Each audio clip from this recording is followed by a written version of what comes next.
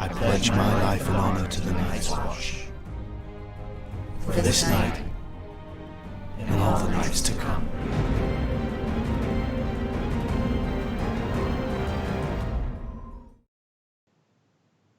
Bella Morghulis, everybody. Hype's Watch back again for another song of Ice and Fire reread.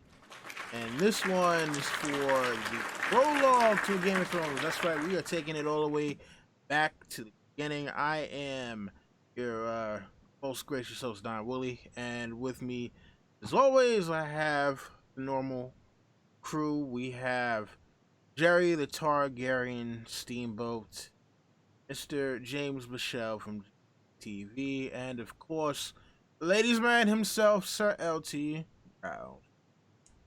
Yeah, so we decided, we're gonna take it all the way back to the top to where everything started and do a little analysis of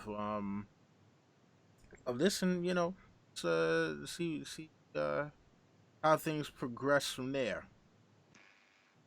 All right, so where is the chapter summary? Because All right. chapter summaries are important. Well, I mean, as a summary is basically we're starting from the beginning. We're introduced to three men that we are told that are part of the Night's Watch. Ser Waymar Royce is leading a Gared and a Will into the haunted forest to chase down some wildlings, and that's where we pick up our story. This is how we're introduced to A Song of Ice and Fire. I guess maybe first thing we can ask is, what do y'all think about the decision to introduce the entire series with three men from the Night's Watch?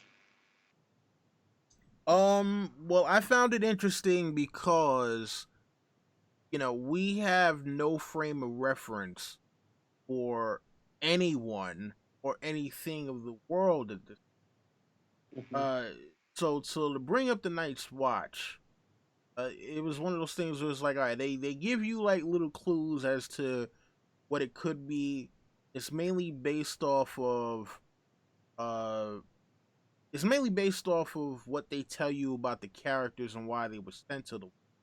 Not so much about the actual order itself. Because it talks about how Will was from the Mallister lands, and how he got caught skinning Poaching. He got caught poaching, yeah. Yeah, he got caught skinning a buck by Mallister freeriders, and it was either lose the hand or go to the wall.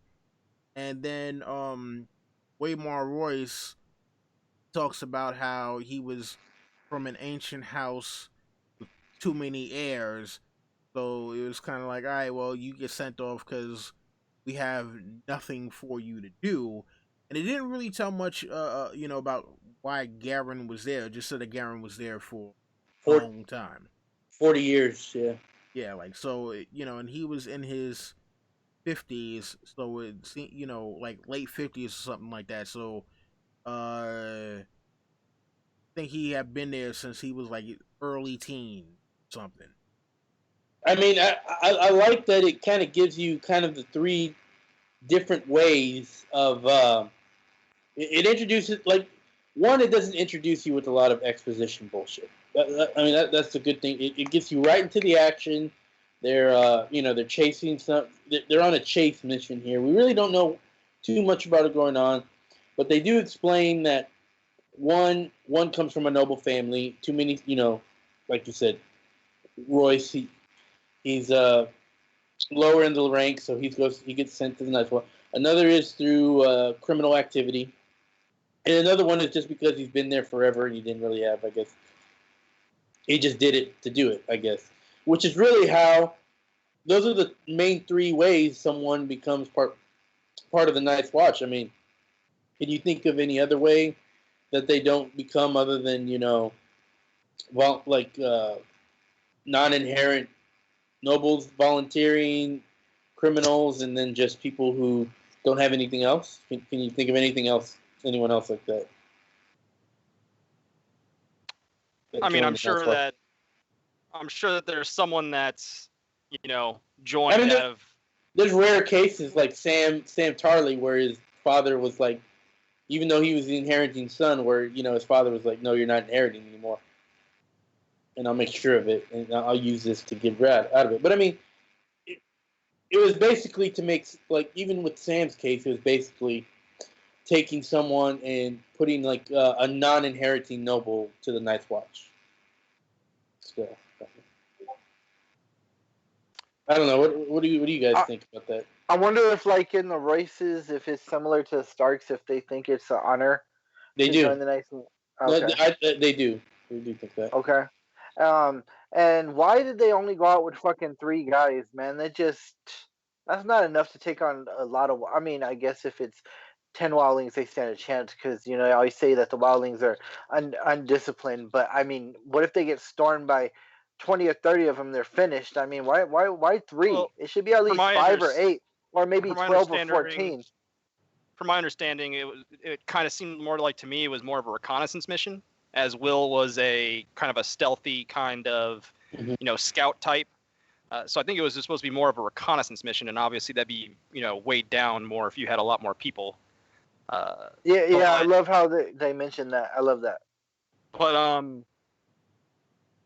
I think this is whole interesting because it gives you the first perspective, and it's ironic because later in the books, even though it's not the case, they kind of sell you on the Night's Watch of like being a place where a lowly person can reach a high station and all this stuff. But our first introduction shows that the inexperienced, whiny noble is the one that becomes the leader over the battle-hardened, 50-year or 40-year veteran that was obviously a lot more knowledgeable. So it's funny that even though that later we know that it's kind of sold the fact that anyone can become anything, that really that the nobility structure still exists in the Night's Watch. It's true. Like, we do have some examples of nobody's rising up, like Cotter Pike. Cotter Pike is a bastard. He's the first East Watch by the Sea. East Watch by the Sea. Yeah, there you go. And so, but yeah, I mean, he's more of the exception than the rule. Most of them, like if you have any kind of nobility, you have an inn going in. Like, our Lord Commanders. Let's see, we had Mormont, nobility. One of his biggest competitors was going to be Janos Slint. Had a lot of nobility support. Ended up getting beat by John. John's a bastard, but, he's a noble bastard. He's a Stark bastard. So there's some nobility behind it. I mean, I'm pretty sure in the Tyrion chapter when he is at the wall that Mormont himself tells him that, he shouldn't have made Waymar Royce the leader of that expedition, that he was too inexperienced, but he wanted to appease his father. So yes. We see those kind of inner-working politics even in the Night's Watch. But we don't really have a frame of reference for that at this point. If you're reading for the first time, you don't know what the fuck's going on. And it's like a horror movie because Waymar Royce doesn't want to listen about the wildlings' bodies, and then they're not there. And like the thing, what I think too, because he wanted the glory. They should have went and got backup. Just like any horror movie, the cops don't fucking call for backup, and they just go into stuff and look what happens. I mean, he was a poor leader. Bottom line, when you're supposed to be a good leader, you're supposed to inspire and also believe in your men. And he just kind of discarded Gared as like just a piece of trash. Really, his opinion meant nothing. So could we? I think what he's talking about. Could we mistake courage for arrogance then? I don't think. Let me explain that, LT. To fucking want to fight the other and not run. Didn't want to fight him. Well, hold on. We'll get to that in a little bit. But I mean, he definitely. Why do we have to wait to get to that? I mean, this is like not even that long. I mean, all right, whatever. Things I want to mention first. What was I gonna say? What were we saying for that?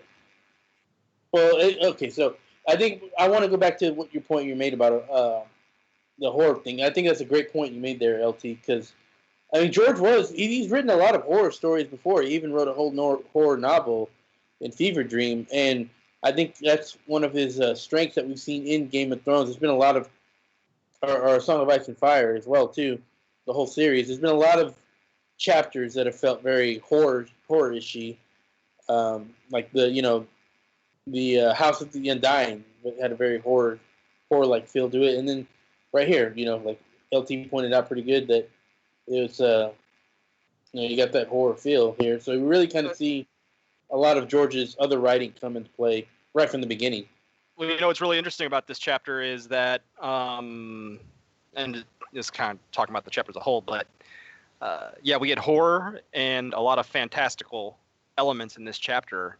And it's interesting because if you read this chapter, this is obviously the first chapter you read, you're gonna be like, okay, this is gonna be like kind of like a horror fantasy book, but really there's only two chapters. Like it's this chapter, and then it's all kind of standard medieval fantasy all the way up until the last chapter where the dragons are hatched. There's like no fantastical elements really. I mean, you get a few little hints here and there, but there's really no fantastical elements between this chapter and the end. So it's kind of interesting that he started off with this chapter. There was that tent scene with Drogo, which also, that's another one that had kind of a little bit of a horror thing. Like when Dany walks in, it's almost like, she sees some crazy shit going on in the tent, like what Wendy sees in the crazy shit in The Shining when she sees those.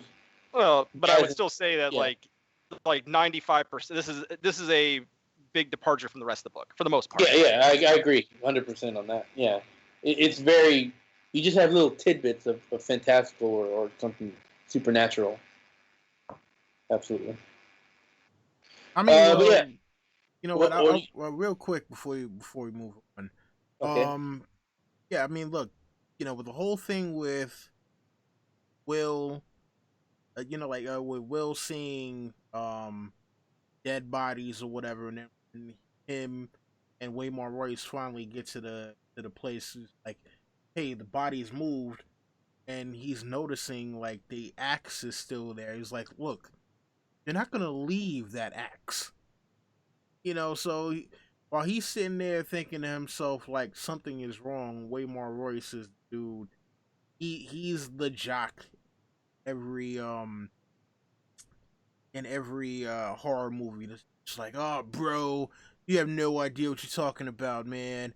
I got this. And what happens to the jock in every horror film? Well, the first one to get taken out. So that's kind of kind of a trope that George played on, but it's because of the different setting. I don't think that a lot of people pick that up first read. Yeah, pretty much. I mean, pretty much. Although we won't get into a movie I saw last night where maybe that didn't happen. Anyways, so we're introducing these characters. Any thoughts of what you had on any of the other characters? Like just their introduction. We all talked about the Royce is the jock, Gared, the old man, Will. That kind of reminds me. You said that it's a reconnaissance mission. It makes me wonder. Well, no, it doesn't really make me wonder, because I can kind of explain it.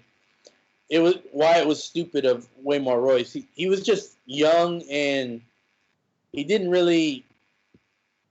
He wanted to go for some glory, and he really paid for it here. That's why he wasn't listening to Gared when he was just saying, "Let's just get the bare minimum information and get the fuck out." He thought he was one of those fucking overachievers. You know who I'm talking about. Y'all guys know who Don Willie, you know who I'm talking about, that guy that wants to steal all the credit at work and look like the superstar. That's what we have in Waymar Royce here. I mean, well, the funny thing about that too is that because of the fact that, again, and I've talked about this in other chapters, we have a world that is so divorced from magic being an everyday thing that people look at all of this stuff as just simple legend, and it's to the point where it's like, all right, well, yeah, this is something that should be concerning to us, that hey, this isn't the regular thing that we normally deal with, and yet it's like, nah, I don't believe that what you guys are talking about or what you think you're scared of is true. And so that's where you get Waymar Royce that's sitting there like, oh, come on, man. dead wildlings. You know, they're out there doing their stupid wildling thing because that's who they are. And now, it's like, hey, we see what happens. So that's the thing about it. It's like we have it's like if today, like imagine if we didn't have the medium of film as far as movie making or anything, right? All we have is stories that are in books, and in these books, or not even just books, or just like verbal histories or whatever. We would look at, if someone told us that, yeah, you're gonna have to watch out for Poseidon, next time you go on, for a cruise, you'd be like, oh, come on, you're crazy. So you would never believe, in any of that stuff in our own setting right now. So it it doesn't necessarily surprise me that Waymar Royce is sitting there um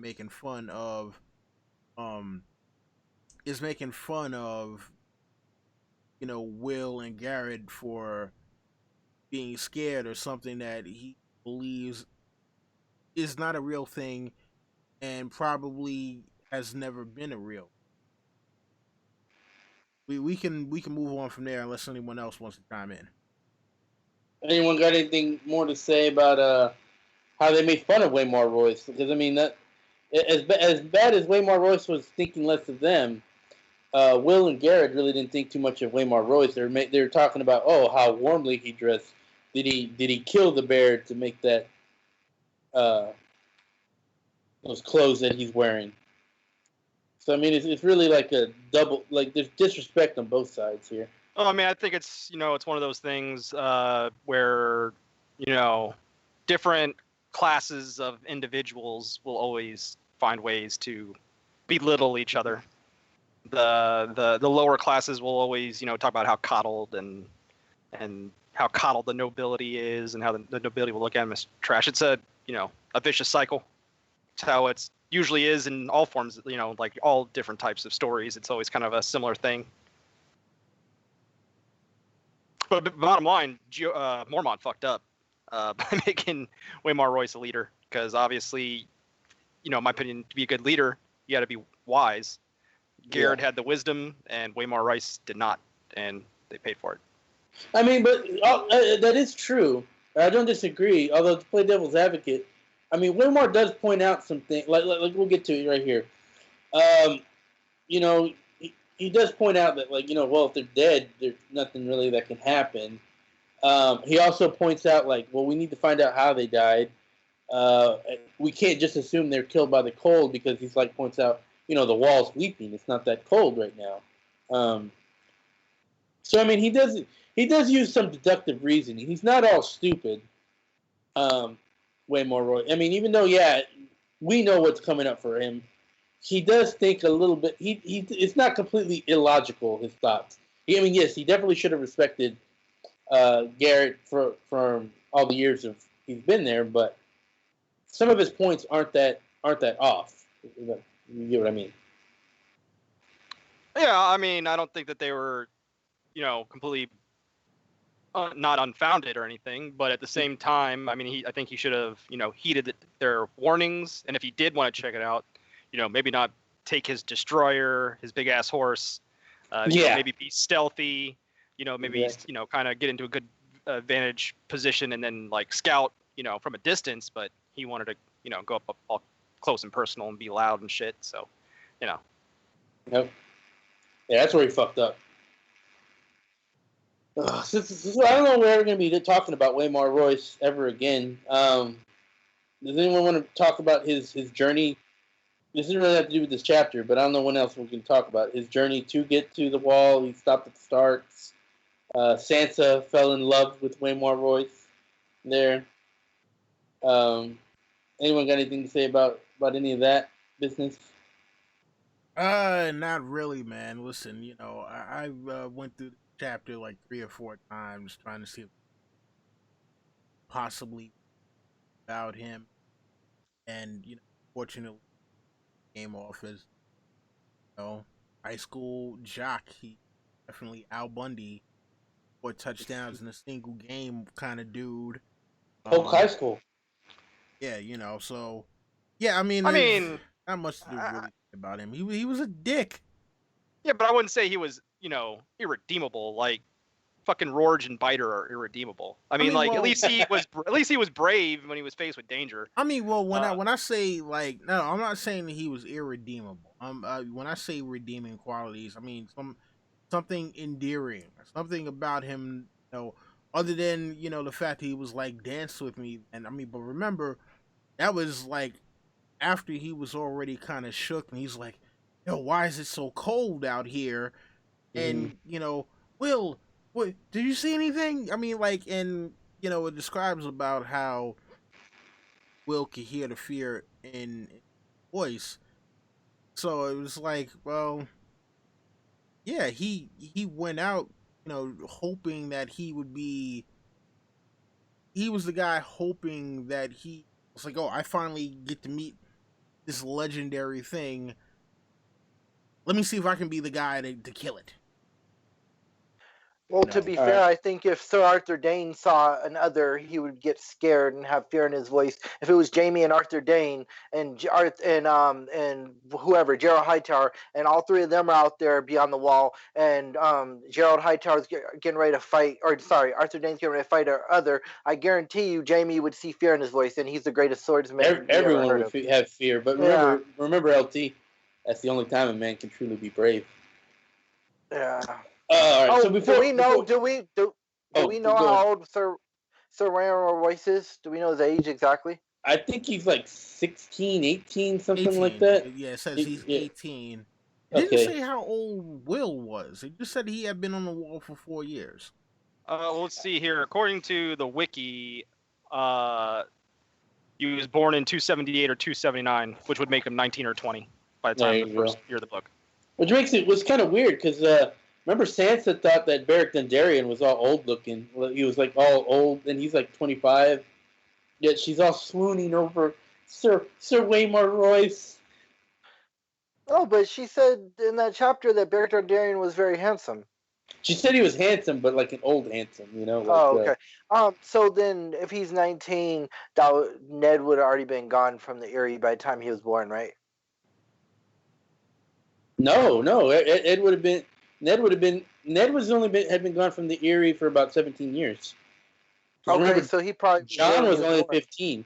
So yeah. Okay. Yeah, it's good. That's a good point there. LT. So probably probably his dad and Ned were pretty. I bet they were pretty friendly. Yeah. Which explains why they stopped by and he came to visit Winterfell. Well, and we know they must have been friendly because, I mean, that's the main reason why Bronn John Royce didn't trust Littlefinger, and he's, like, trying to advocate them to overthrow Littlefinger from the Eyrie. Oh, good point. All right, so before we get to the real terror, we get to, they see the bodies. As we pointed out, it's not good enough for Waymar. And after that, they go and check back on the bodies again, and the bodies are gone. All right, guys, what would y'all do? You're Waymar Royce here. The bodies are gone. Do you believe in the spooks and the ghosts? It's almost Halloween, my friends. Do you go forward and find out? Because at this point, you kind of have to, in my opinion. LT, I want to hear LT. LT, what do you do? Like, the others are a long legend. They're a long legend. Like, Will had just said that they had died from the cold. Obviously, he was wrong. The bodies are gone. You're like, holy shit. The fuck am I going to do? What do you do, LT? You're in charge. One word. Retreat! Really? You retreat? Back to that wall where I'm safe, or at least get 50 or 60 brothers and come back. See, it's hard to answer this question because I'm not Waymar Royce. I'm not a glory seeker. I'm cautious by nature. So what I would have done is I'm like, okay, we got to see if the bodies are there. I got to see it for myself. So I got to at least see the bodies. Take a high vantage point, see if I can scan the area. Not there. I'm like, All right. Well, I guess we're just gonna go back to the wall empty-handed, and I'm just gonna roll with the punches and believe you guys, and let's get the fuck out I of here. mean, I'm definitely not charging in like fucking Waymar Royce did on my fucking big ass horse, but I don't know if I can go back. Right, I can't retreat. I have to continue to do scouting, obviously in a much more cautious manner, which is probably going to get me killed because fuck. I mean, who could have predicted the others were going to be there? I mean, well, but see, here's the thing, right? Will was supposedly super stealthy. Will said he spotted a party of wildlings. Get there, and the wildlings are gone. I'm thinking back to Empire Strikes Back. No, not Empire Strikes Back. I'm thinking back to Return of the Jedi, Admiral Akbar. It's a trap! You know, there's no way that I'm thinking, oh no, oh yeah, they were just asleep and they left. Like, it hasn't been that long. That's a good point. So how do you? So you think the wildlings are going to trap? Your job is to track the wildlings and find out what's going on. How do you counter their trap, Don Willie? Well, shit. You don't go deeper into their encampment. Look around. You definitely don't do the way Waymar Royce did. That's for sure. Yeah, that's what I'm saying. Look, you know what? Back up, look around. Hey, you know what? Let's go get Gared and the damn horses. We'll see if there's any place we can put the horses. Then maybe do a little bit more scouting after that. But yeah, Waymar Royce. Yeah, again, if someone tells me, hey, there's 20 enemies, or 30, or however many enemies, that were sitting right there, and now they're no longer there, yo, definitely thinking to myself, I don't think it was that many. I think it was just a small group of them, like maybe 5 or something, like the party OSHA was traveling with or something. Nah, I think it was supposed to be. I think it was more than that. But I don't think. I think the show added more, but I don't think the actual in here was in the book. Well, remember the show was kids. Yeah. Well, the show had a bunch. Well, they had that one kid, and I think it had like others as well too. Well, yeah, no, they had more kids because remember in the show it was like, oh yeah, they killed the children too, and it was like, oh, it's a good thing we're not children then. Oh, that's right. I want to talk about the show, but I want to leave that to the end. So, yeah. Anyway, so, well, Waymar, he does what we wouldn't do. He does what any smart person wouldn't do, and he goes on forward. And it's real cold, everyone. Real fucking cold. Gared wants to, he wants a fire to come out. Waymar's like, no, none of that business. And yeah, so at that point, it gets real cold. Shadowy figures come. They surround our boy, Waymar Royce. Waymar, for all he is, knows he's in some deep shit. Takes on them, says, let's dance. They fight for a little bit. And then, well, the inevitable happens to Mr. Waymar Royce. Do you think that's a Royce thing right there, saying let's dance? I mean, because we never really hear that in the book too much. No, I don't know. I think it's just a cool line that George wanted to put in. It could be a Royce thing. Because we don't have really no fighting scenes with any Royces. So, I mean, if we see Ray or Bronzions in the future in the book in a fight scene, like a real fight scene, not a tourney, a fight scene, and he's like, let's dance, and maybe that, I'm just saying, maybe possibly is. I bet you if Ser Farrell is still alive, then maybe he'll say, let's dance. I mean, well, you know what, though, the thing about it with that whole deal, he decided to go all... That's exactly what he did. He went Leroy Jenkins here. I mean, and the funny thing is, it's like, all right, so he decides he's, going to fight. And at first there's only one that Will sees, and then he sees a bunch of them come out and, like, they barely see them because of their armor, which almost sounds like holographic Mhm. It sounds almost like Let's Predator talk armor about to a, that. to a certain extent. In fact, let's talk about that. What did y'all think of the book version of what the others look like? How George introduces them here, and just their look and all. I mean, like they're like crystal elves with like these ring holographic armor, and they have like this crazy looking crystal sword that's I mean, See, I actually in the moonlight. kind of envision them more like wraiths, almost like more wraith-like, yeah.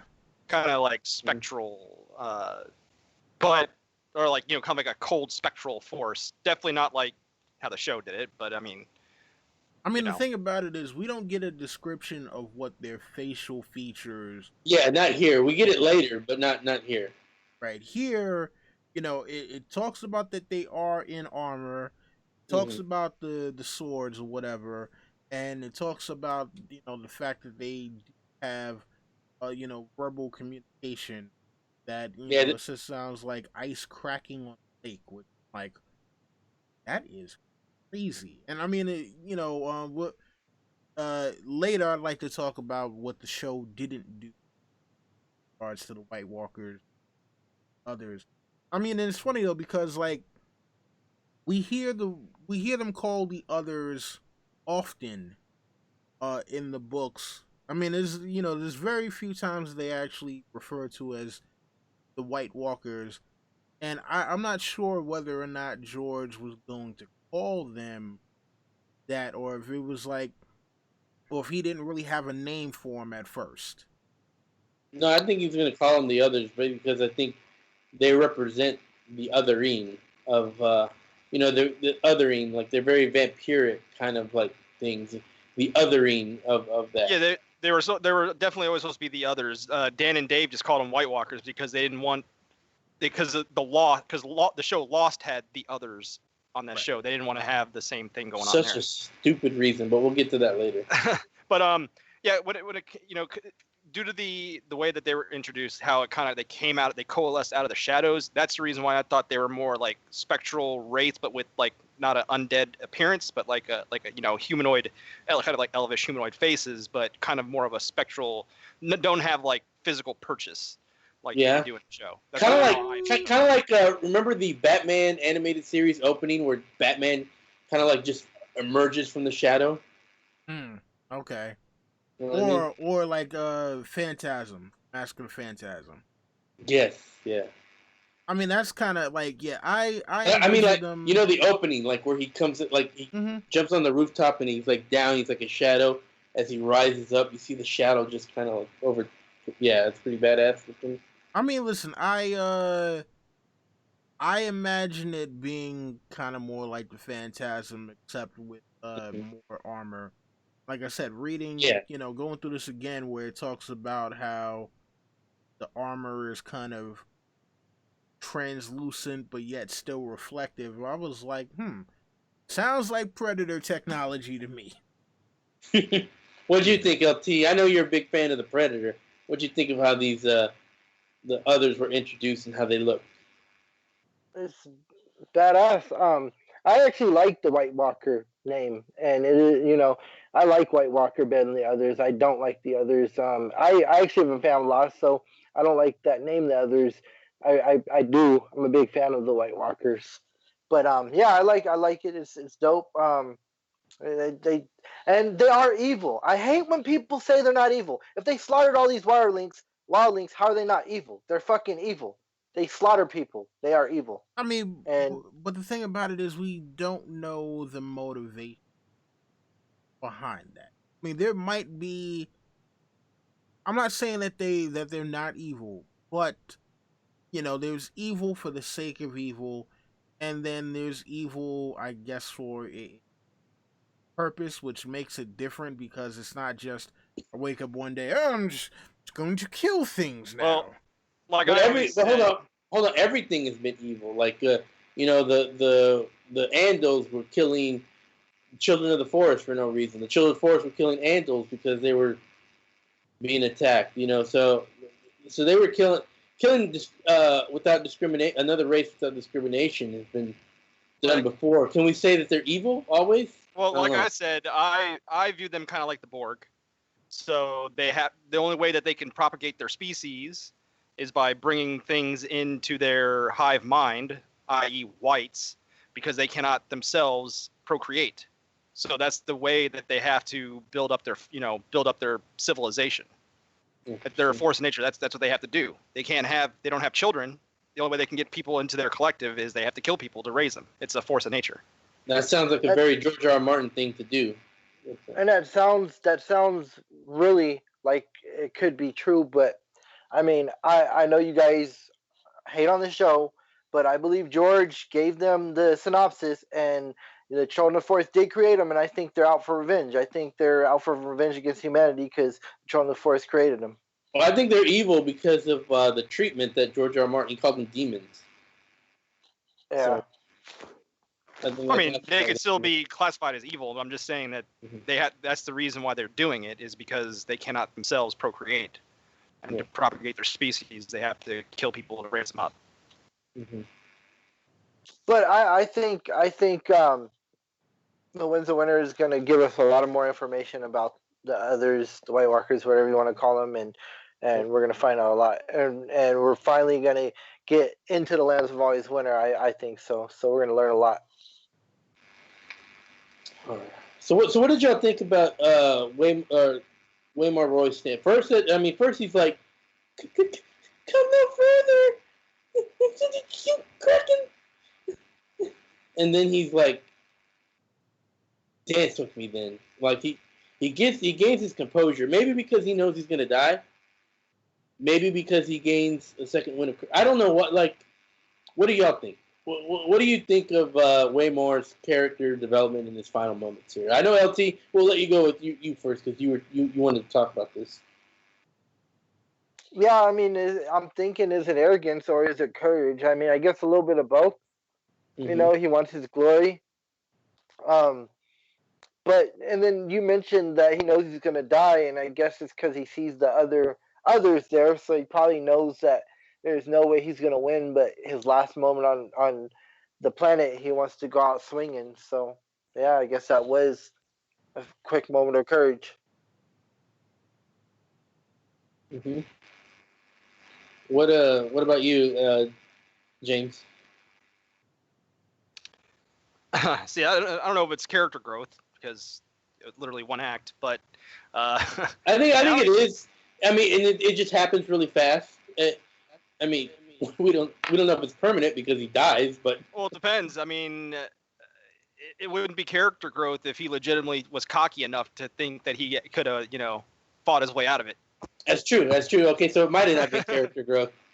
So yeah, I mean, I don't know. Like I said, it was, he did show some brave. Like when I think of Waymar Royce, I'm sure that, maybe if circumstances were different and Mormont didn't give him that position based simply on his, nobility, and he, was humbled and had to spend 10 years building himself up, maybe, he would have been a better, it could have been different for him, but he was put in a situation too quickly and made the wrong decisions. So in the end, he paid for it. Don Willie?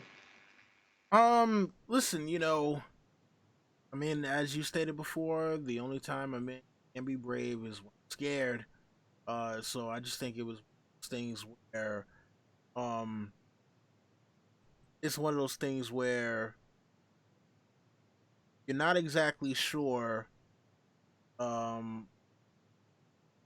why he was scared in the first place. So it's hard to tell why, why it is he decided, okay, fine, and I'm just gonna go down swinging.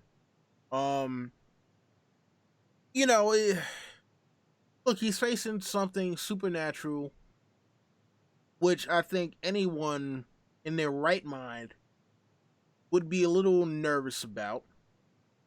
And when you just come no further, it's like, oh, what the hell is this? Again, this is something. Well, when he says "come no further," his voice is cracking. Yeah, come no further.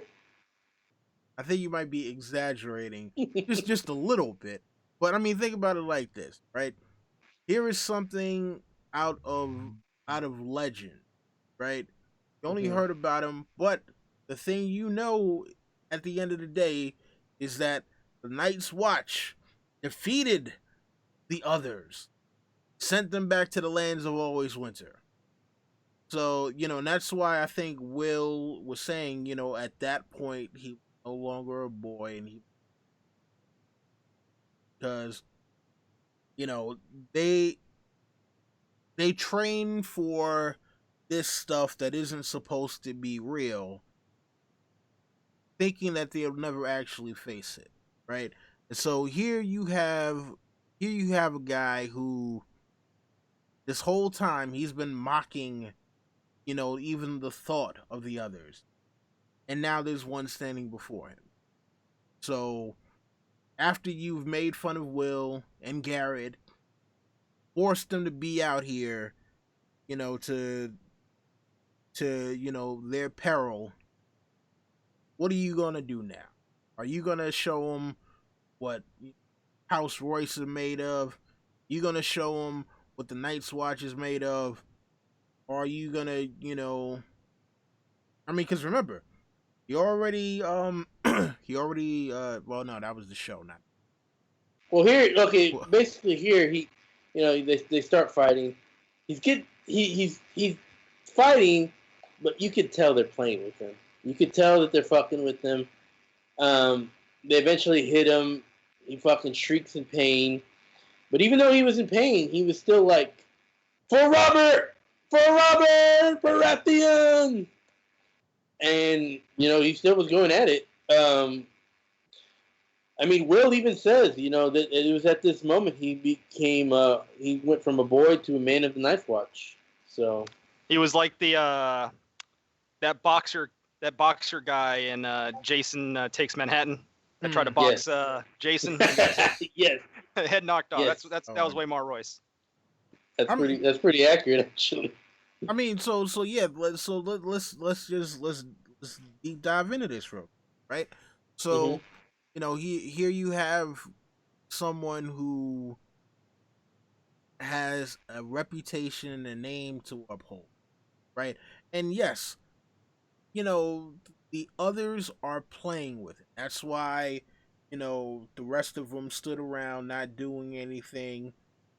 And you have the one dude that's just like, okay, cool, I'm fighting with him. All right, cool, I'm just gonna knock his sword away. Waymar's getting tired, and he's just like, all right, fine, I'm just gonna end this real quick. Stabs him under the arm. Kind of stuns Waymar for a bit. Goes, he realizes he's bleeding. Is like, holy shit.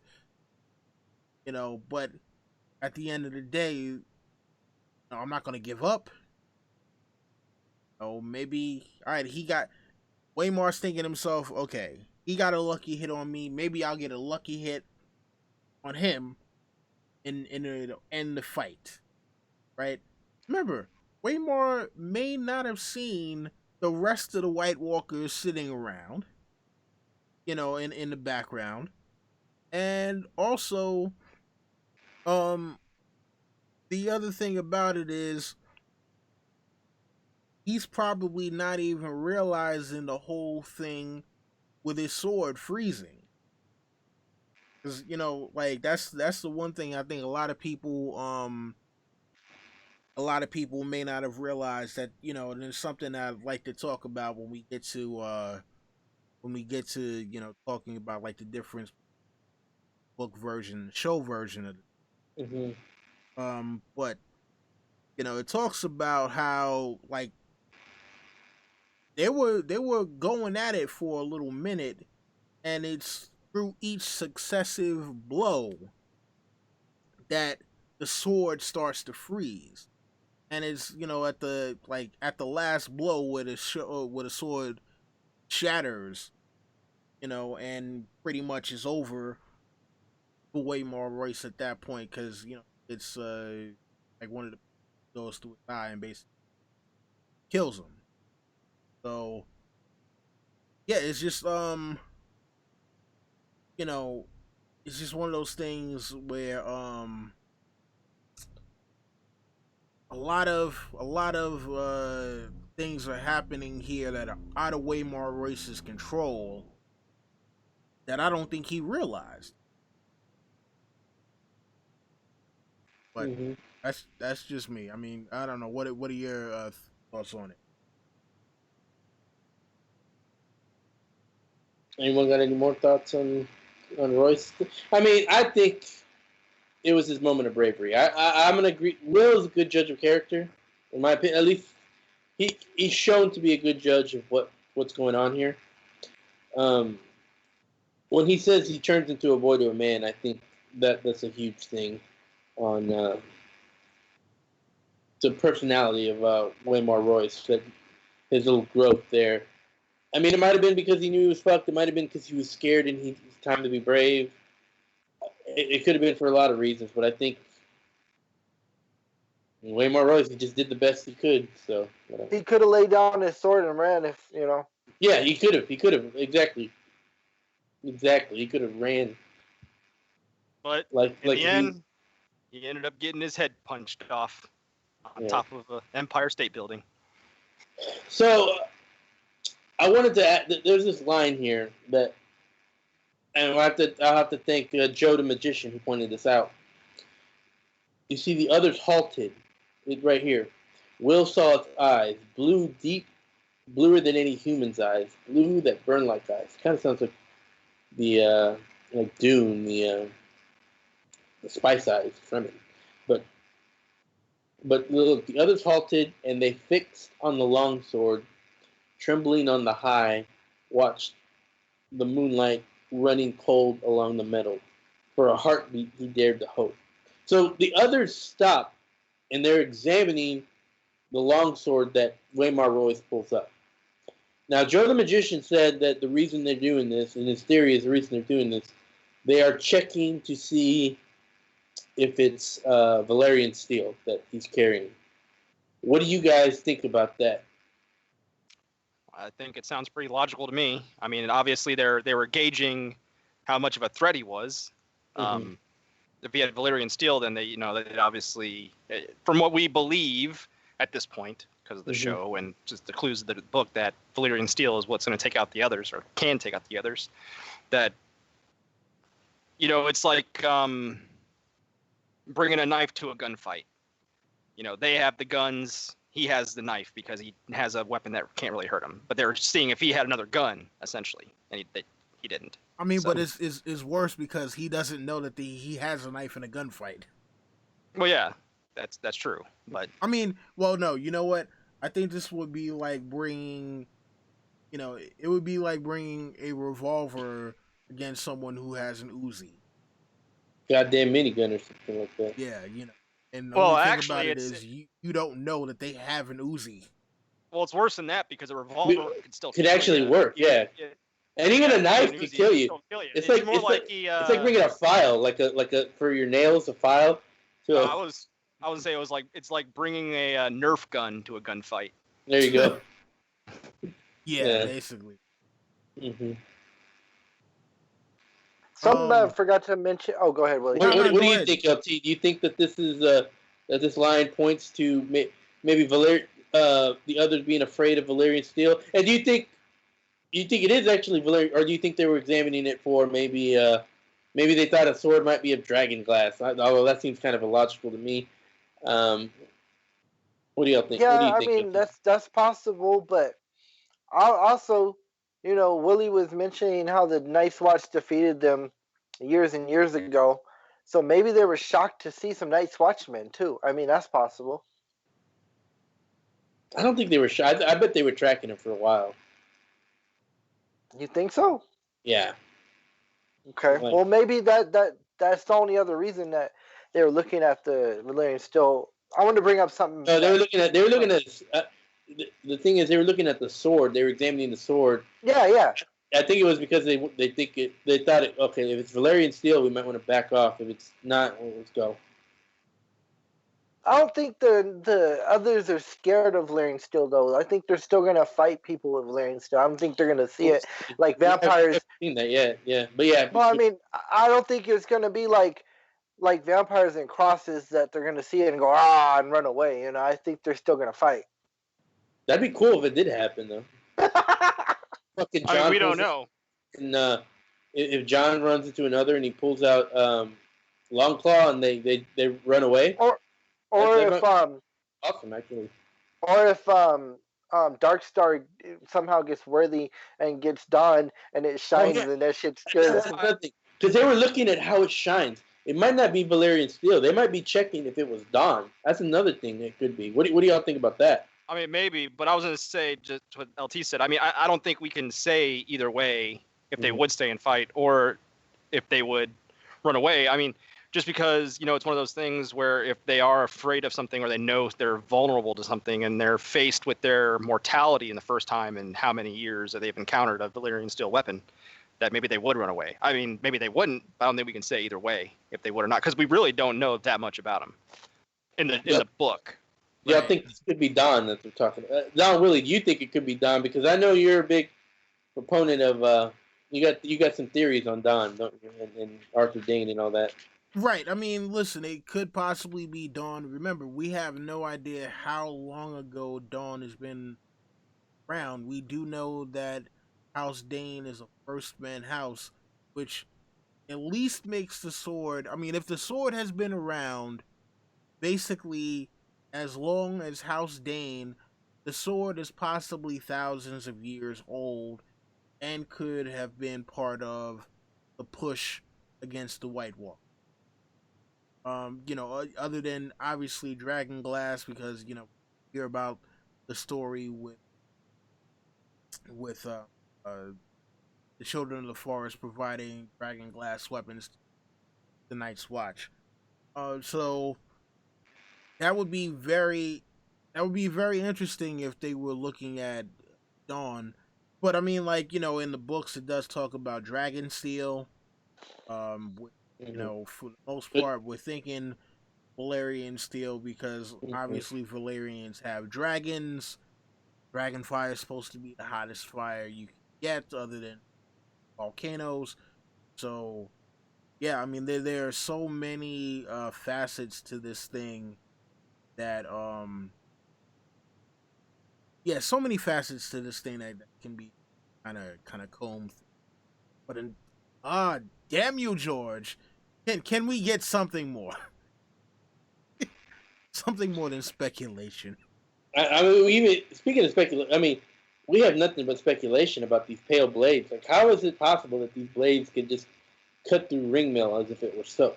I mean, well, look, it's their powers. They have, basically, like, all right, for those of you who may not have read X-Men a long time. Like adamantium? Oh, no. Going to talk about Iceman. Iceman, in X-Men. And it's funny, like, it took Emma Frost to, like, fully unlock his powers. But Iceman is damn near a White Walker in terms of the amount of capable of doing with ice that he didn't even. You know what? No, well, that's why he's considered an Omega level mutant, is because he here's the thing: things don't get. You don't make things cold. You take away the heat, and that's what Iceman could do. He could take away all the heat in so he can really fuck things up. Right. So it's one of those things where, put it like this: Iceman, his power in the comic book is supposed to be like the equivalent of Green Lantern. If he can think it, he's supposed to be able to do it with his powers. So imagine now if the White Walkers or the others, whatever you want to call them, have, even somewhere near that same kind of power with manipulation of ice. Will said that he realized, looking at the blade, that it was sharper than anything that he had ever seen before. So imagine if the others can make, if it's, by their imagination, with using the powers, and they're able to make blades that are ridiculously sharp because this is what they can think. And if they can think it then they can actually produce it with their own powers. I got a question for you guys. So earlier in the chapter, there's a mention of a wolf howling. Do you think possibly the wolves saw the White Walkers and that's why they're howling? You know, when wolves howl to each other, it's Ooh, that's a it's a good point, LT. yeah, That's a it's the good. communication. It's a communication that they do when they're far away from each other. So my thing is Wow. maybe the others don't feel threatened by the animals and they don't attack them. You know, or I don't know. But I was just thinking. No, What if I that's think you're possible? right. Actually, Yeah. no, I don't think that's possible. I think that's probable. Actually, now you mention it. I mean, yeah, that like I had thought about that, because they talk about how they don't hear much to hear like wolf howl to hear, kind of owls in the background. You hear, the leaves rustling. I mean, you know what the thing about it? I'm surprised that there was actually any stream flowing because I would imagine that with the others coming that any flowing water probably would have frozen. But no, you said they still heard a stream flowing, so um, you know what though? So another kind of question that I have about this, in terms of, I don't know if it call it theory crafting or whatever, but anybody think it's possible that that wolf is the dire wolf from Brand's first chapter? That's possible too. Yeah. Because they haven't seen a direwolf in how long, and then the next chapter after. Because I mean, think it's about it, we possible. still don't even know how Gared got to the other side of the wall. That's what I wanted to know. Yeah, that's what I want actually to say that for like I wanted to ask. I wanted to bring up Gared at the end. We'll get to there soon, but let's actually y'all ready to move on so we can get to that real quick pretty soon. Yeah, I mean, I'm ready. Okay, so okay, but for one thing, I want each and all of y'all's opinion on what our friend Tinker Jasso would say about Waymar Royce in his final battle cry for Robert. She would say he's a gallant knight that was very brave. For Robert Baratheon. She would say he is an idiot because Robert was the worst king ever. So, yeah, sounds about right. Sounds like cartoon. All right, so, Royce is dead, lying on the ground. Will climbs down. He hangs up in the tree for a good while, actually, just frozen in fear. And then he comes down, and that's when he gets, Wayne Brady here by Waymar Royce. So, thoughts on Will and his cowardness of staying up there only to get Wayne Brady. Yeah, exactly. There you go. Get the Wilhelm scream in there. I mean, listen, man. It was kind of interesting because the thing to wonder is, when was it exactly that Will realized that Waymar Royce was actually dead and reanimated, and that when he came back, he was He knew still he was dead. dead when he was lying down. Like, as Right. soon as he saw him lying down, he knew he was dead. And he didn't know about the reanimation until he turned around and got, choked. Yeah, I mean that was the crazy thing because I mean like but like he turned around and he looked at him.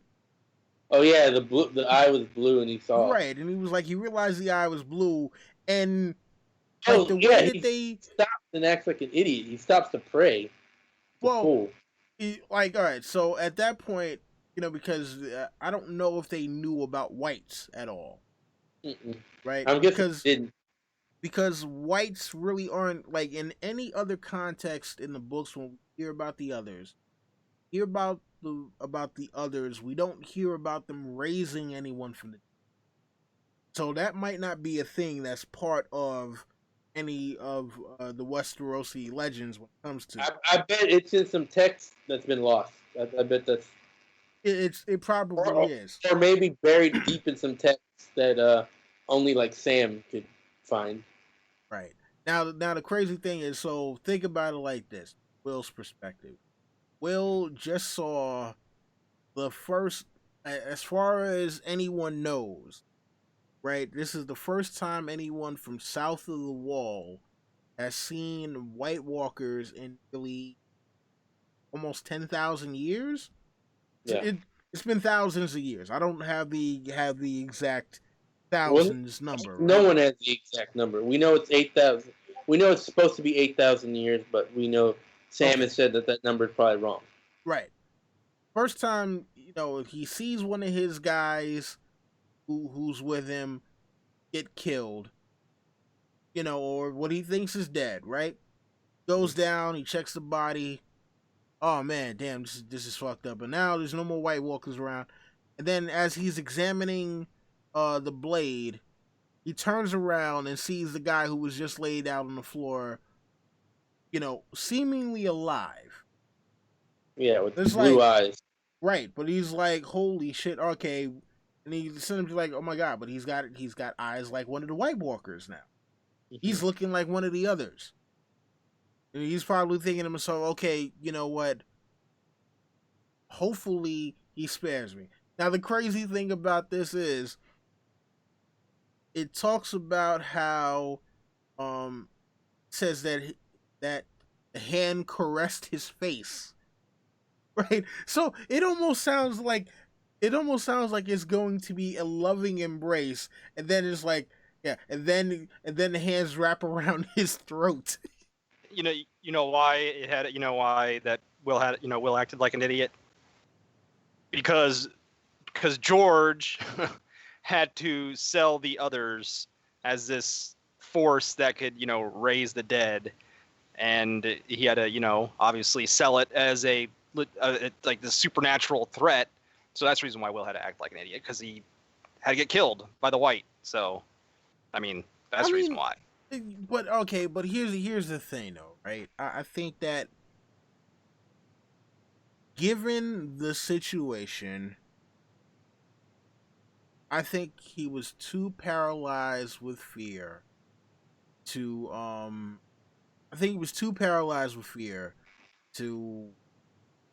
even properly think about this and to be able to act accordingly. We're all Monday morning quarterbacking this whole thing right now, and it's like, oh yeah, Will was an idiot for not running, this, that, and the third. But given this very unique situation, how many of us would have been as rational? Would be? I don't really think he was an idiot. I just think that, the supernatural element overtook him, and he paid the price. Yeah, listen. What do you think, LT? Yeah, I basically agree with you guys. Yeah, listen. We got two different things. Do you think the supernatural overtook him, or do you think he was just kind of a moron praying like a fool, or what? It's hard to say because you don't know how you would feel in that situation. I don't know, man. It's hard to be inside his head in that situation, man. Like, it's hard to think logical in that situation. We are inside his head right here. Well, I don't know, man. I don't know. Listen, look. I'm not a believer in the supernatural. You guys, I'm not sure if you guys are, but as someone who is not a believer in the supernatural, if something actually happened that was currently outside of my belief system, if the aliens from I don't know, the aliens from Independence I believe in Day. aliens. Huh? I believe in aliens. Okay, that's well, not I'm saying, like, if an act, I'm saying like if an actual sci-fi alien from one of the movies that we have watched over the years actually showed up, would that not totally blow your mind and have you I got stuck on stupid? an example for you. So, 5 Navy SEALs were in the woods of Oregon for some reason on a mission, and they saw the real Bigfoot. Do you think they would lose their shit because they're trained badasses, and Bigfoot's a legend, and nobody believes in him? So, do you guys think they would lose their mind, or or they just Right now, they did big guns. I mean, yeah, they would listen. They would probably try to shoot first, ask questions later. But you know, For me, it'd be like if I saw a like a ghost, because I definitely don't believe in ghosts. If I saw a ghost and it was threatening, I would probably be paralyzed with fear. I imagine. Yeah, what's more of a legend than that? Like okay, Willie mentioned Poseidon. So if a Navy aircraft carrier saw the Jersey Devil, how about that? Yeah, or like if a Navy aircraft carrier saw a giant fucking kraken, would they just blow it to sky, or yeah, but please, if they saw if an aircraft carrier was getting attacked by an actual giant kraken, I think they first and ask questions later. Yeah. Yeah, Jersey Devil. And if a police officer saw the Jersey Devil, well, they'd lose their shit, right? Yeah. Yeah. I mean, listen.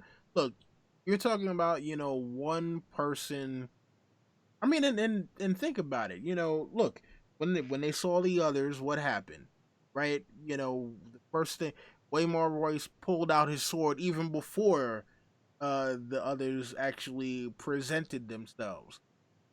So he had the shoot first, ask questions later mentality as well. So I mean, I can't necessarily blame someone I mean, I'll who tell you where his mistake was. His mistake was he witnessed the others. So he saw all that happen. He saw Waymar Royce die. I don't even know why he was hanging around. Like if it was me, if I was in that situation, I wouldn't have gone and inspected his body. I'd be like, okay, he's dead. I'm running back to the fucking wall. Peace. Yeah. That's where his problem was. right. I mean, and that's kind of what happened. Well, see, the thing about it is, as far as Gared is concerned, we don't exactly know what he saw.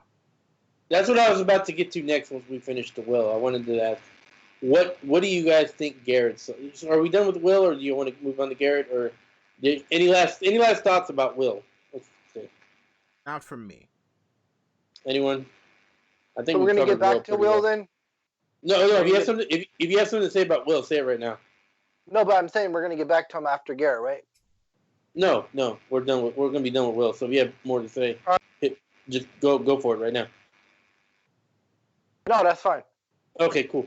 So we get done with the chapter, and then next time we meet Gared, he's getting his head shot. He's on the other side of the wall. He's gone insane, and he's about to get his head chopped off by Ned Stark, who doesn't really think it's important to ask questions. But that's another story. Basically, Ned Stark tells him, You are fake news.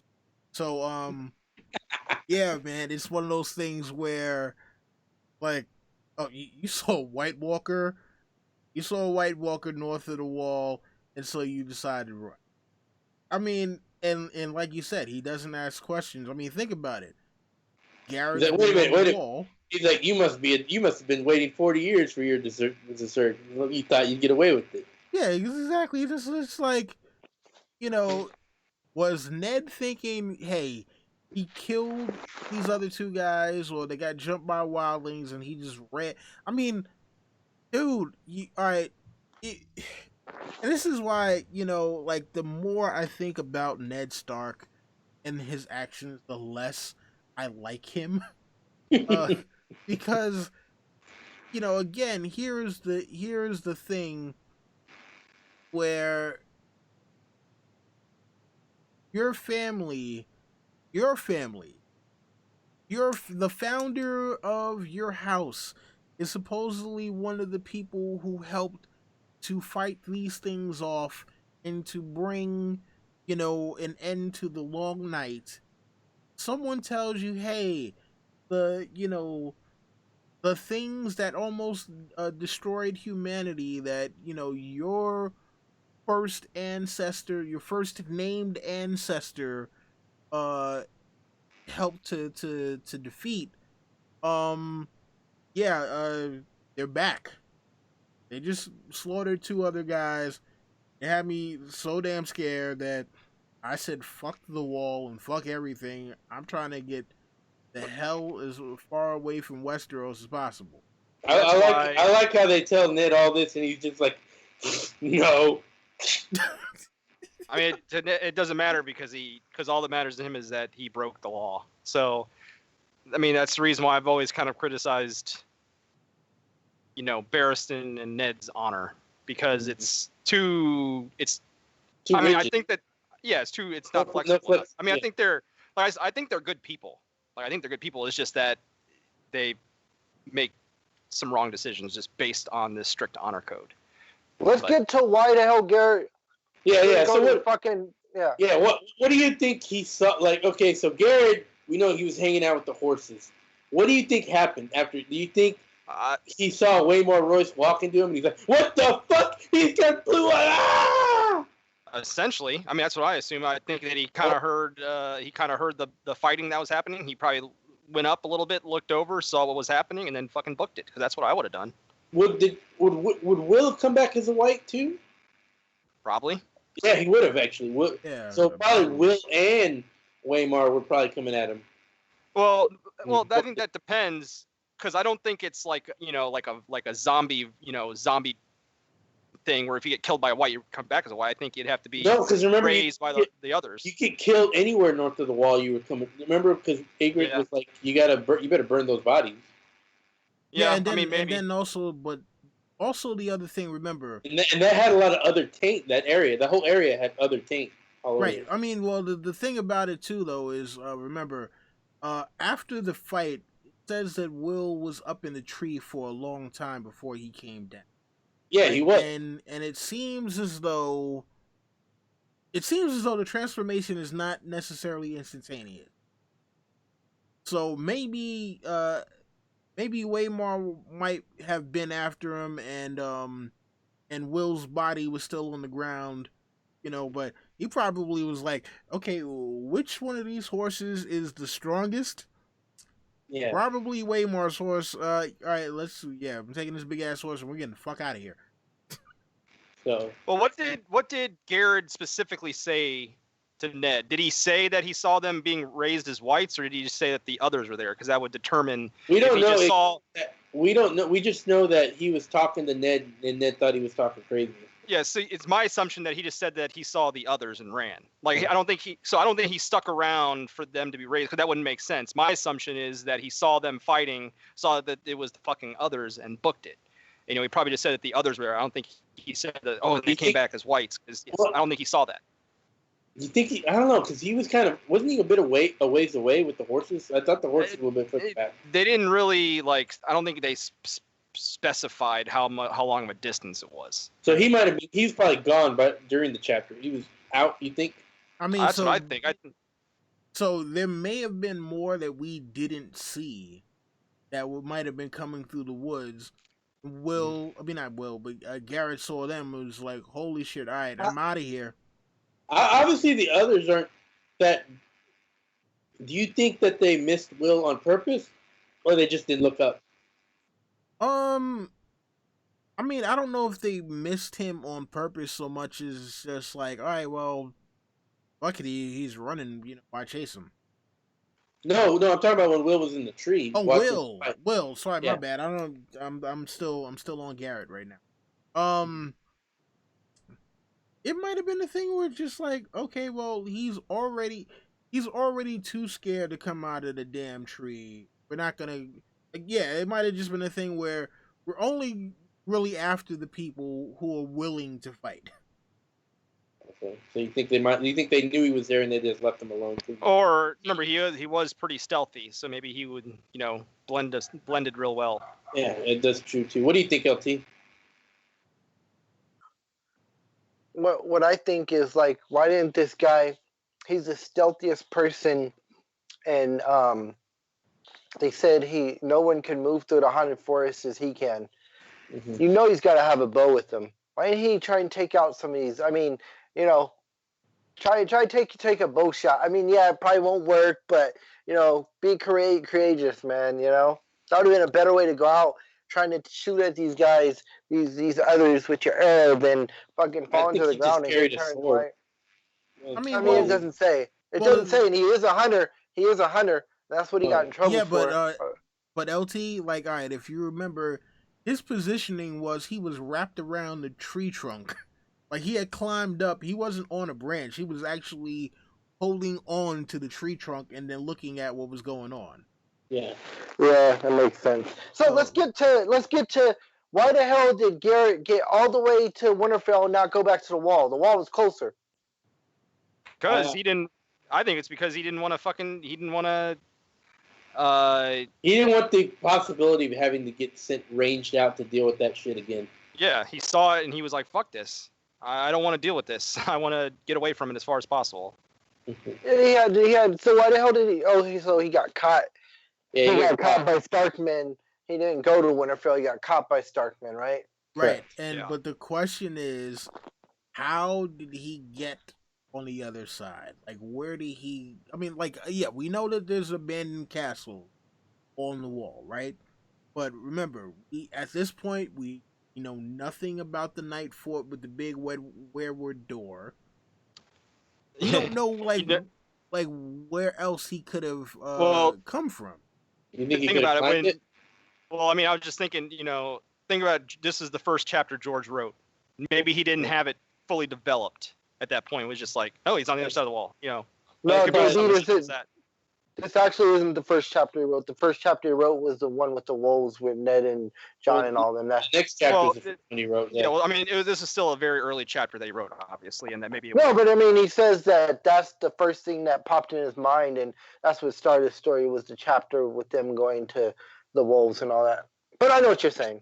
Yeah, the first thing in his mind was Gared getting his head cut off. So was Bran watching Gared get his head cut off? That was the first thing in George R. Martin's mind. So,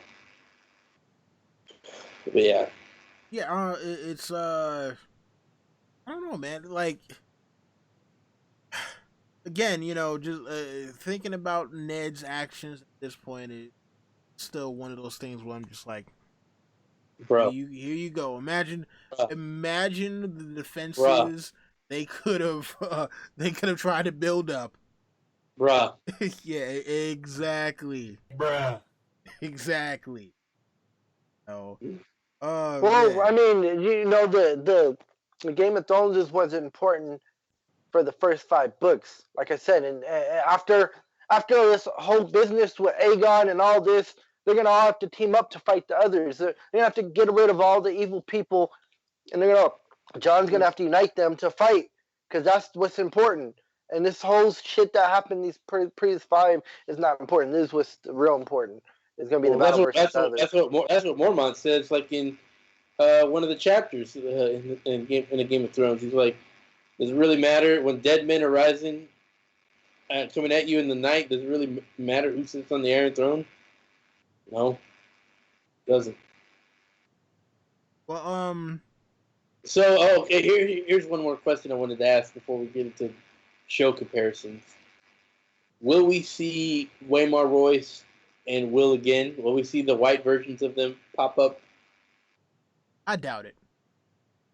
I doubt it. I think that was just a thing to introduce us to the world. Like, yeah, okay, boom, we have this horror fantasy thing going on in the background. It's like, hey, this is a thing that happened. I want you to remember that this happened in the beginning of the story because this will be brought back. But I think these 2 particular characters Yeah, I think these two particular characters, like, nah, I mean, I think it's possible, but it would have to be like it would just have to be a description of who they physically are, because John has no frame of reference of who Waymar Royce is. Sam doesn't, and who else would have a POV that would no POV would know who Waymar Royce is. I Right. think someone mentioned that no. someone had a piece of their equipment with them later, like one of the wildlings or something like that. I can't remember. This, I mean, well, you know what the thing about it is, though. I think James is correct in terms of descriptions, because Mm-hmm.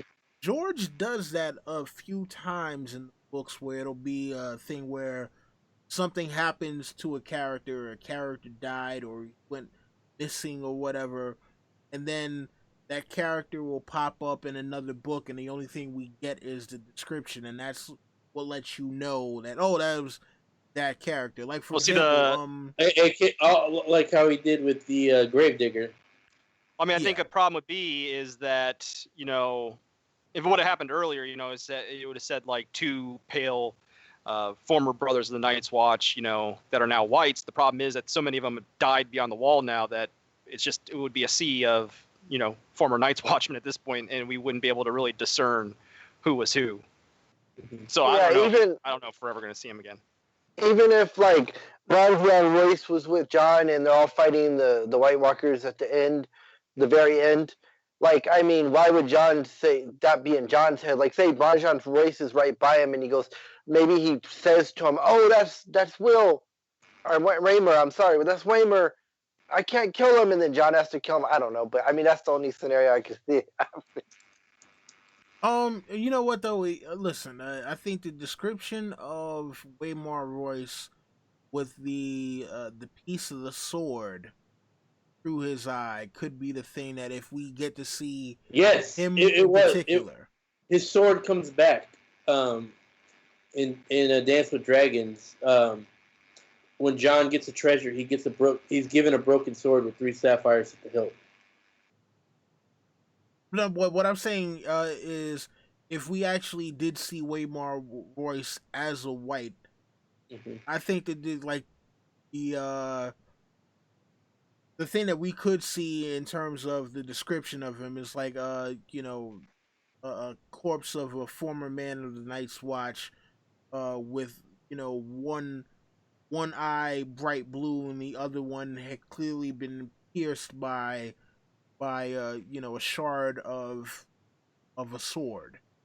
Mm-hmm. And that's how we would know that it's Waymar Royce in particular. I know another way we could see Waymar Royce, and I just thought about this.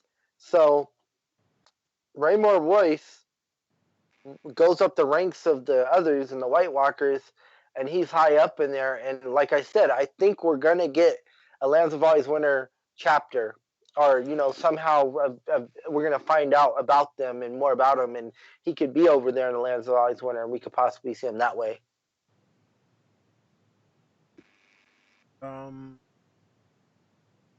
Possible, but Possible? I think it's cool that his sword comes back. That his sword came out. So, we ready to get into these show comparisons scene? 'Cause Yeah. I did watch that scene too, just to try to, you know, what they decided to do differently. I'm ready. What about you guys? So the show starts off very different because they're not already beyond the wall. It opens up with Will, Gared, and Waymar Royce. You know, they're coming through the wall and they're Mhm. journeying north. You know, I do like the way that they did the opening in the show, because of the fact that it gave us a scope of the wall, you know, and it kind of gives you a distance of, you know, how far they've kind of had travel with regards to, I guess, the dealing with the White Walkers, or, you know, just dealing with the wildling beginning. So that part I really did like. Um Now, the other thing that happens, in the show version is that the other thing that happens in the show, there are more wildlings, have men, women, and children. It seems more like a family encampment that is moving rather than the wildling raiders that we normally hear about. So this is not a raiding party that's going to wall to try to climb over and steal stuff from Mhm. from the lands just south of the wall. Um, so it was interesting that they decided to go that route, and then you know we get the glimpse as Will is going back to tell Waymar and Gared what he what he saw. We get the symbol that the White Walkers make with the body parts, which we still have we still don't have a clear explanation as to why, and I'm hoping, because this isn't a thing in the books that I remember. It could No, be the symbol is totally show made up. okay. So I mean, I'm hoping at some point we actually get an explanation, and it's not just, oh, hey, symbols because symbols. No, isn't this cool that we did that? Um, Oh, I bet you they are. I bet you Dan and Dave were patting themselves in the back. We're so clever. We thought of this. All You these. see that symbol? You see that symbol? Sorry. You see that symbol when the dude that's the Night King is being changed with Throne of the Forest? You go back and watch it, you can see it. I'm also sure you see that symbol when they come back, when Mormont's ranging comes back to the site of the Battle of the First Men, and they have the bodies arranged in that symbol. well, you know what? No, the symbol is actually a little different though. All right. So look, there's the spiral symbol, right? And then the symbol that's first shown is I believe it's supposed to be a theta. So I don't know if the theta and chat, if you guys can look this up real quick. Um, if the theta is shown at the fist of the first man, I know definitely there's multiple versions or multiple instances of the spiral. Trying to think when what what's this Vance Raider? I know there's one other one where he sees the body parts and he like, oh, the White Walker's ever the artist, but I'm trying to remember exactly like I don't remember exactly the symbol that the White Walkers. I remember definitely the spiral, this one from beginning the Thrones. I don't remember if the symbol from the beginning of Game of Thrones specifically shows up. Um but let's see here. So Will goes back to Gared and Waymar Royce. Gared is like, hey, we should head back to the wall. Will is like Waymar Royce is like, nope, we're going forward. Get on your horse. We're gonna go back to see what happened, and that's when he makes the remark about like Will is like, oh, they even killed the children. He was like, oh well, it's a good thing we're not children, because Waymar is like, oh yeah, the wildlings, one steals another one's goat or something like that, and thing, all out war. Um, so when they finally go back, they're like, hey, the encampment is moved or whatever. They decide to look around. Um, see, Will actually stays with the horses this time instead of Gared. Will stays with the horses, and Why do you think they switched Will and Garrett? I think it's because they might have thought that it should be more believable to the audience that the that the youngest person there, or the youngest looking person, should be the person who runs, not the person who definitely would have been the older veteran. You know, Mhm. I think that's more of what that was. I think it's you know, like, yeah, why in the world is someone who definitely looks like they've been on the wall for a long time?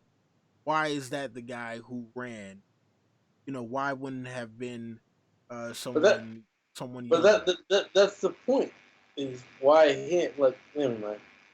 I mean, no, but again, since we don't get the explanation like Hmm. in the books, there's a definite explanation of Yeah. Garrett has been on the wall for 40 years, whereas, you know, Will has been there for 4 years.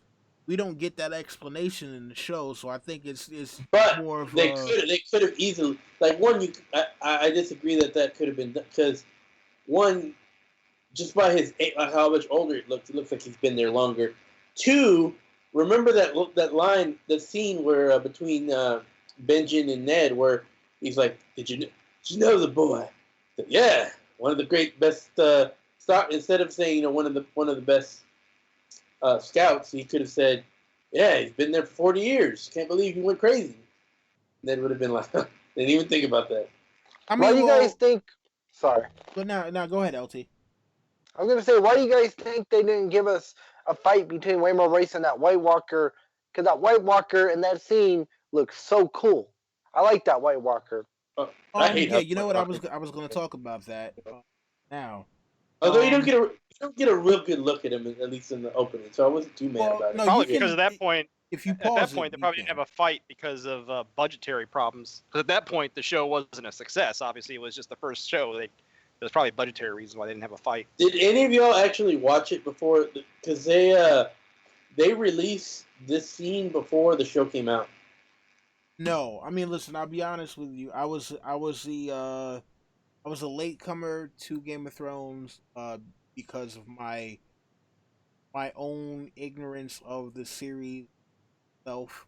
And so when I saw the announcement Game of Thrones coming on, yo, you know, my first thing, since I didn't know about A Song of Ice and Fire at the time, the first thing I thought when I saw, you know, the poster of the poster of a man who's already been in the fantasy series and died sitting on the throne, like, oh, HBO decided to do their own version of Lord of the Rings. Ah, the fuck out of here with that shit. So it wasn't until, you know, right before season 3 when I don't know what show it was that I was watching that had ended and I needed something to watch on Sundays. I needed something to watch on Sundays, and I'm just like, all right, you know, let me see what this Game of Thrones thing is about. You know, like 2 weeks or a week before season 3 came out.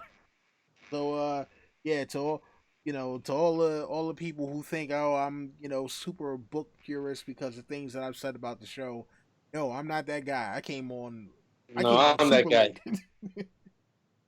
Yeah, you know, um, I'm that jerk. yeah.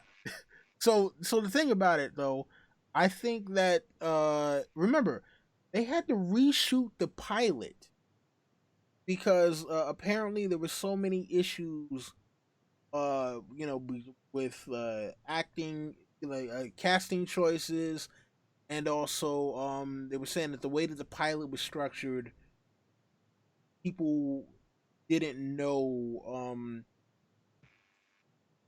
I guess there was too much information that was left out.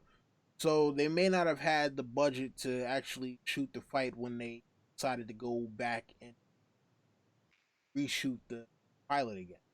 That's what I think. I think it was budgetary reasons. Yeah, because I'm pretty sure they probably spent like close to dollars just doing the pilot. Um, but the thing, you know, about it is yeah, there's another narrative reason that I can think of. He might have decided not to do, and I think it's just more visually the show how menacing the White Walkers are, Do you, and do you also, think it was kind of like a stylistic version? Like they wanted, like, the early Halloween, the Texas Chainsaw Massacre movies. You didn't really see, or even Friday the 13th. You didn't really see a lot of like the first ones. I mean, look, later those movies are all about like, well, let's see how the kills go down. But in the first ones, you saw generally the kills were off screen, and it was very ominous kind of thing. You think they were going for that style, and that's why they made that decision? yeah, because you got to think about it, right? We get very small, blink and you miss it glimpses of the White Walkers to the point where, in order for me to know what they look like, I had to like literally sit at my computer and keep on pressing pause to get a glimpse of what they actually look like. And the faces of the White Walkers look different in that pilot versus when we see them again in like season Well, 3. you don't get a clear look at them. So No, there was one very clear look, and that is right before Waymar Royce's head gets chopped off. okay, Yeah, but again, you have to Pause it? sit there and pause at the exact moment because you Yeah, I get never did that. I've never paused it. yeah, you get it a millisecond too early or a millisecond too late, and you miss the whole thing. Hmm. And like, yeah, you know what? You know what it Did they looks like? look like? Does it look like Eddie the Head? Like how it would end up look? Because I hate how the White Walker. I think they look so stupid. No, you know what it looks like? What does it look It like? looks like Red Skull with a bad Ozzy Osbourne. Yeah, I think I remember hearing why they didn't really show them that much is because they didn't really have the look. They didn't have the look established yet. They didn't really know what they wanted them to look like. That's the reason why they didn't show the fight. Now that I think about it, I remember hearing that. Well, there we go. There's the reason right there. Jerry, what did you say about George wanted to do more White Walker scenes or something, but you said it would be spoilery or something like that? You said something similar to that. I don't remember. I need more It context. was something about their speaking or how they were speaking in the prologue. You said something about, I can't remember, but I could have sworn you said something about he wanted to do more scenes, or I can't remember. Yeah, I don't remember either. But I think it would be cool if they did, if they would have done those speaking scenes, but they did it like, if you ever heard of, because I mean, we have a language that we, exhale our words, we speak out. But there are languages, like if you ever watch the movie 30 Days of Night, there are languages where you breathe in when you speak. You're like, kind of like that. I think a breathe-in language with like some sound effects would have been pretty badass to set. Like, obviously it would have been a different made-up language, but I think it would have been badass. Well, yeah, I wanted to get show. into that because apparently the linguist for the show, the guy who came up with Dothraki and Valerian, He's probably too busy with the Dothraki language. Well, no, he actually supposedly came up with White Walker language. Oh, he did? Yeah, and for whatever reason, Dan and Dave decided, no, we're not going to do that. We're not going to have the White Walkers ever speak. That's why. And I've said this before, and I'll say it again. I think the fact that they decided not to have the White Walkers speak at all kind of has come to backfire a bit, especially when it came to season 7, because... Wait a minute. Are you saying an impulsive decision Dan and Dave made has come back to backfire and not make sense now? Are you saying that this is possible? That our great Dan... No! I don't believe it! No! It's impossible! I got No, LT! No! Now, we already know, and I'm pretty sure we're going to get some kind of dialogue between the others, White Walkers, whatever you want to call them in the books. But do you think we're going to get anything this season, like between the Night King, between his generals, any dialogue between Jon and the Night King? Do you guys think that's going to happen? Nope. In the show? No. I think what we're going to see is Bran is going to somehow be able to take John back in time with him, or either he's gonna be able to take John or Sam or somebody back with him, and Well, and be able to show like what the White Walkers were before, or something. So I mean, I think it could be a thing where we get to see the motivations, of the White Walkers and how they came to be. But as far as actual dialogue, I don't think. well, But I think I'm we going could to get something. I'm going to assume that Dan and Dave's White Walkers communicate telepathically, or something. It kind of along looks those like it lines. does from what we've seen Yeah. so far. Yeah, I think they communicate telepathically. So this is what I think is going to happen. I'm calling it now. Bran the Night King is in and Brand's going to be dreaming, and they're going to be in the same place, and then they are going to have a dialogue, and the Night King is going to be speaking English, and he's going to sound like Xerxes from 300. Calling it now. You know what? Personally, I think they're gonna do away with the dialogue thing, but I think there might be some way that they have some symbolism, and that the symbolism, I think the symbolism is gonna be the thing that they're gonna be able to pick up on, and that's how they're gonna be able to put the clues together as to what this is supposed to be. I think it's gonna be a thing where. I don't know. This is D&D we're talking about. I can see them now. They're like, No, oh man, I mean, fucking listen. Xerxes. We're gonna make him sound like fucking Xerxes. Nah. Come on, no, let's be real. Think about it right this. They've introduced books in the show that are supposed to be kind of tied back to stuff from thousands of years ago. Which is how they learn about the Valyrian steel dagger. I mean, we see the Valyrian steel dagger, but that's how they learn about the dragon glass, Which happens to be Littlefinger's dagger. Right. Which, I mean, well, let's not even get into that fucking. but all stuff. right. So, but here's the thing, though, right? I think that I think that there's going to be a thing where they decide.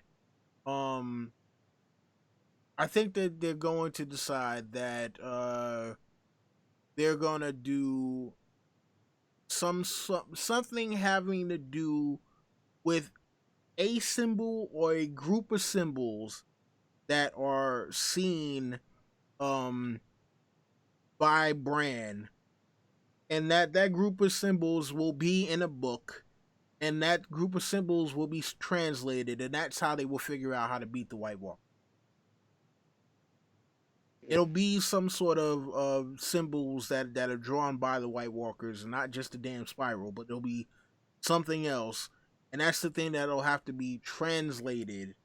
Once that's translated, it'll be like, oh, the White Walkers have been communicating with us this whole time, and now that we know how they communicate, now we can communicate with them, or how we can finally defeat them. I want the Night King to sound like Xerxes, like JB said. I want that. I highly doubt that happen. I mean, look, man, I think that for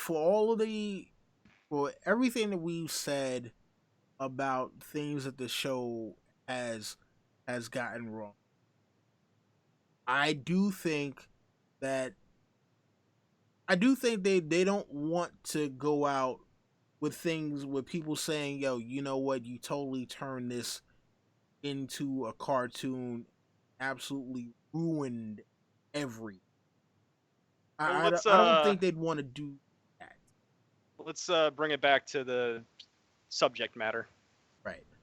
All right. So, I mean, listen. What is there anything else in the book to show comparison that we can actually go over in terms of like the difference with the casino? That's pretty much about it. Well, there was the I mean, really the big thing for me was the fact. I mean, even if they did the Gared and Will switch, they didn't do Waymar coming back and killing Gared. They had Gared getting his head cut off by a White Walker. which and then the head getting thrown at him by a White Walker. I think lost some. I mean, yeah, we got the feeling that White Walkers are they're dangerous and badass, but I think it had more effect if we saw that they could raise the dead, and that Royce strangled Gared. But yeah, that was the big difference for me in the. I mean, I think again, this was. It was I think the things that they were supposed to illustrate were more visual subtext than anything. So I think the visual subtext was supposed to be like, hey, you guys aren't supposed to be here. You fucked up by being here. We're letting you go to let people south of the wall know that you fucked up by being here, and we're coming. Now, again, because there is no spoken language that we get, this is we have to kind of go with what the subtext is supposed, what we think the subtext is, and kind of speculate. But I don't know, man. Like, again, it's one of those things where the book version of it, definitely gives you that's definitely a horror vibe. I mean, to see Waymar Royce come back as a white, and him sitting there and choking the life out of Will, that would have been very interesting to see. It also would have been interesting to see the whole thing of the sword freezing over. Mm-hmm. But I think it would have stripped I think it might have stripped some of the horror element if we would have seen the sword fight versus Will and Gared getting hunted down in the forest, and then them catching Gared and chopping his head off and throwing it at Will's feet. Well, I mean, like I said, I think a lot of those differences were budgetary and didn't have the look of the White Walkers down at that point. Because, I mean, think about it. At that point of the show, they're not really using any CG at all whatsoever, really. Right. So they probably didn't have the money to have an effect where the sword crystallizes and shatters.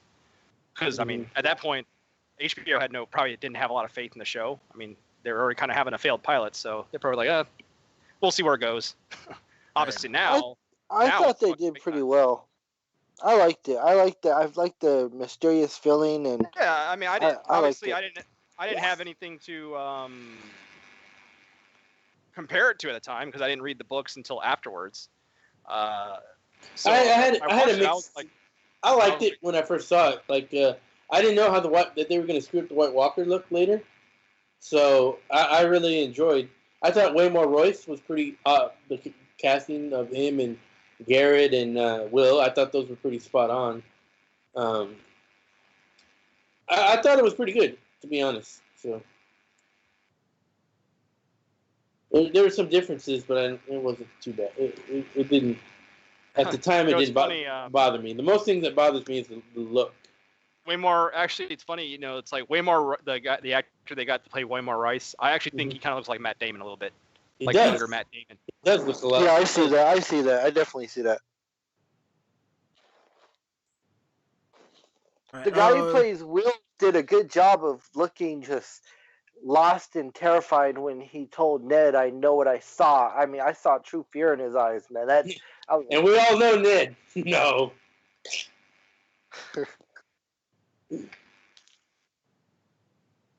Yeah, man. Yeah, let's not talk about Ned stuff. Yo, you know what? We got to get together and do another Ned talk. We did part 1. We never followed up with Ned talks. I need to hate on Ned more. When are we going to discuss how great King Joffrey was? The great King Joffrey. That's got to be a good subject to talk about, man. And that'll be interesting. The triumphs of King Joffrey. Maybe that'll be the return of our old friend Jerry the Mad King Lawler. I think he's been announcing some Japan wrestling or something. He's been New Japan wrestling or something. Mm-hmm. Maybe he'll make a return. Man, oh man. All right, so we got any final thoughts about this chapter? No, I think we covered it pretty good, actually. Even as far as talking about Waymar Royce's fucking sword coming in with the wildling later.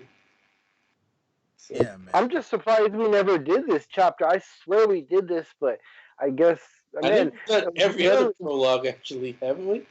Well, we Doc got- really mentioned that it's gonna be 3 years soon. No. We haven't done the third prologue yet.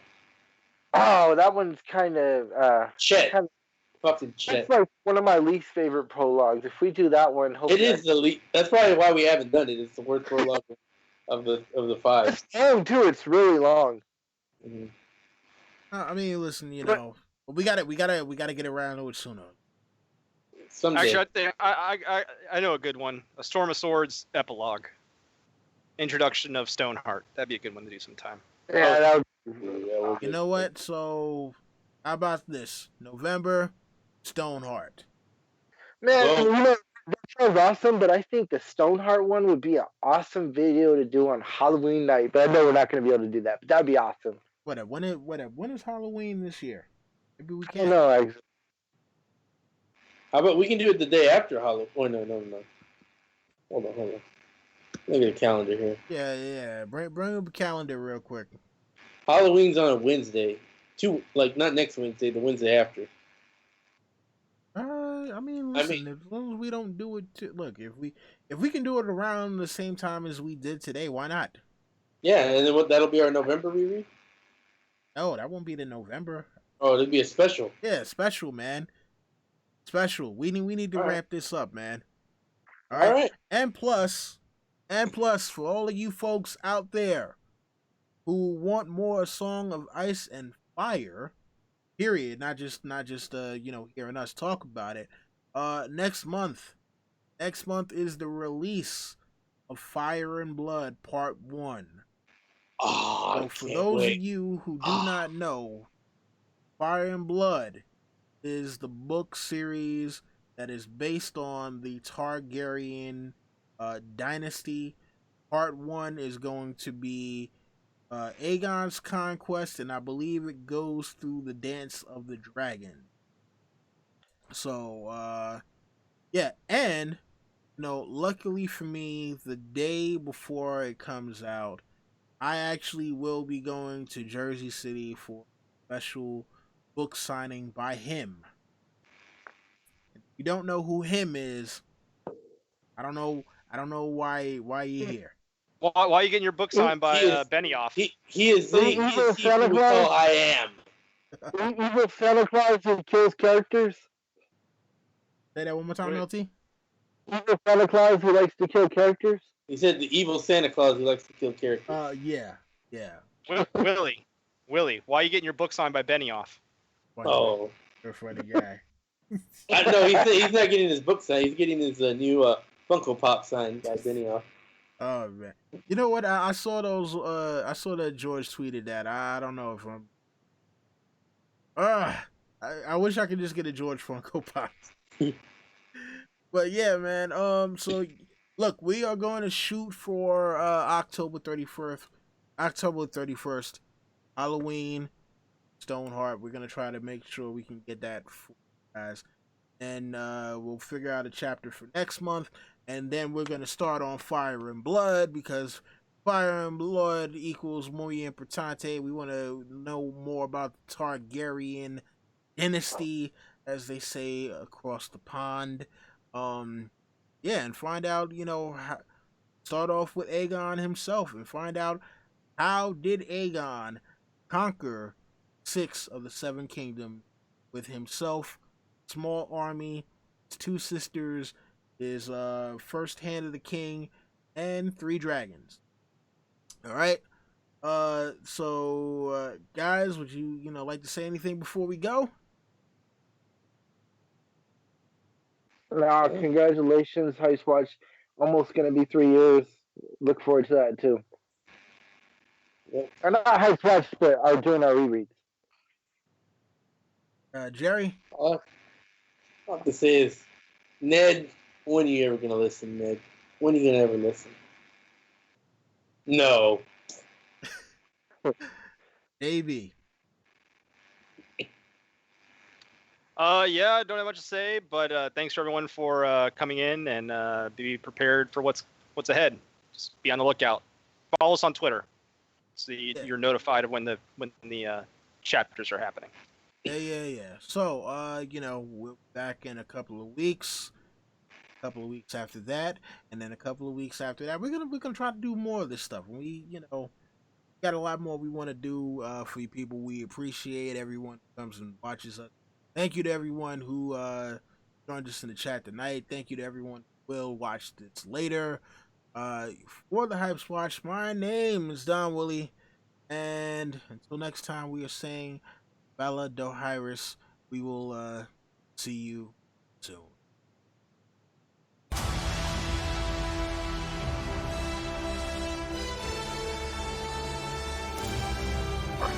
Ned, you could have been an adventurer.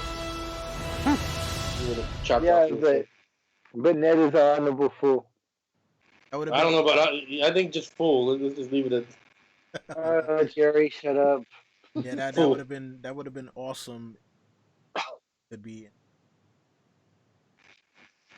Anyway. He failed the Venture Initiative project when he acted stupid. Anyway, I'm trying to stop this damn. Oh, here we go. Finally. All right. Talk to you guys later. Bye.